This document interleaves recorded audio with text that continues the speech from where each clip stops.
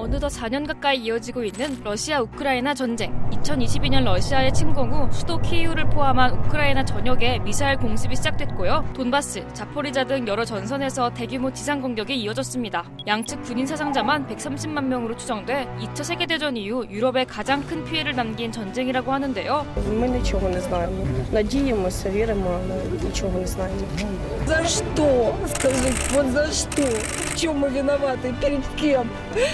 그런데 최근 들려온 희소식. 러시아-우크라이나 전쟁이 곧 끝날 수도 있다고 하는데요. 근데 이거 우크라이나를 둘러싼 상황이 묘하게 흘러가고 있습니다. He'll have to like it, and if he doesn't like it, then they should just keep fighting, I guess. Україна може опинитися перед дуже складним вибором: або втрата гідності, або ризик втрати ключового партнера. 아니, 이 전쟁이 정말 이렇게 끝난다고요?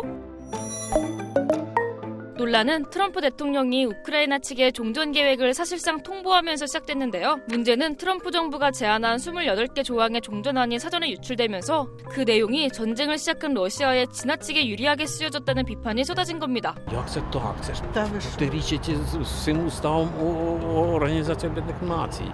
Я відчуваю приниження, взагалі обезцінення нас як нації. 어떤 부분이 가장 논란이 됐는지 빠르게 살펴보면요. 2014년 러시아에 강제 합병된 크림반도뿐만 아니라 이번 전쟁의 최대 전선이던 돈바스 지역을 사실상 러시아 영토로 인정하는 내용이 담겼고요. 현재 우크라이나 군대가 통제 중인 도네츠크 지역까지 러시아가 관할하는 비무장 중립지대로 두자는 내용이 포함됐다고 해요. 이 외에도 우크라이나의 군대 규모를 현재의 절반 수준인 60만 명으로 제한하고 우크라이나가 나토에 가입하지 않을 것을 헌법에 명시하는 내용까지 들어있어 미국 내부에서도 이거 사실 러시아가 쓴 거 아니야? 라는 비판의 목소리가 나올 정도였다고 해요. 그럼 도대체 왜 이런 종전안이 나온 건가 싶잖아요. 여기엔 트럼프 대통령의 큰 그림이 있다고 합니다. 트럼프 대통령이 하는 말대로 러시아 우크라이나 전쟁을 끝내서 본인이 천국에 가기 위해서가 아니고 러시아와 관계 정상화를 위해서 하는 거예요. 북극 개발이라든지요, 에너지 개발이라든지요, 우주 개발이라든지요, 러시아하고 협력할 수 있는 사안이 굉장히 많다고 봐요. 트럼프는 현실주의자예요. 철저한 현실주의자죠. 현재 우위에 있는 러시아의 요구 조건을 대부분 수용해서 전쟁을 끝낼 수밖에 없다고 봅니다. 전장과 이웃한 유럽에서도 이런 식의 종전은 위험하다는 목소리가 나오고 있어서요.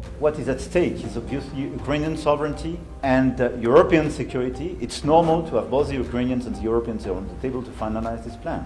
트럼프 대통령도 최종 제안은 아니라며 여지를 남겼습니다. 이후 마코 루비오 국무장관을 필두로 한 미국 대표단과 우크라이나 대표단이 스위스 제네바에서 만나 19개 조항이 담긴 종전안을 새로 작성했다고 밝혔는데요. 우크라이나가 갈 길은 아직 멀어 보인다고 해요. 마이너한 수정만 있지 않았을까라고 생각해요. 마이너한 수정이 아니고 대폭적인 수정이라면 러시아가 합의하지 않을 가능성도 있다. 핵심적인 문제인 영토 문제와 안전보장 문제는 트럼프 대통령과 젤렌스키 대통령의 결정에 맡기기로 했다라고 발표를 했죠. 이제 다시 또 협상을 해야 되겠죠. 이게 끝이 아닙니다. 이번 협상의 또 다른 변수, 바로 젤렌스키 대통령을 향한 우크라이나 내부의 불만입니다. 전 사업 파트너부터 전현직 장관까지 젤렌스키 대통령의 최측근을 둘러싼 부패 스캔들이 연달아 터지며 정부를 향한 국민들의 분노도 커지고 있는 건데요. 우크라이나 내부의 부패는 사실은 전쟁 전부터도 또 전쟁 시기에도 계속해서 심각한 상황이긴 했습니다. 그런데 전시라는 특수한 상황 때문에 국민들이 묵인하기도 했고요. 최근의 부패 스캔들은 꽤 큰 건이었죠. 그래서 젤렌스키 대통령에 대한 지지율이 급락하고 있죠. 지금 현재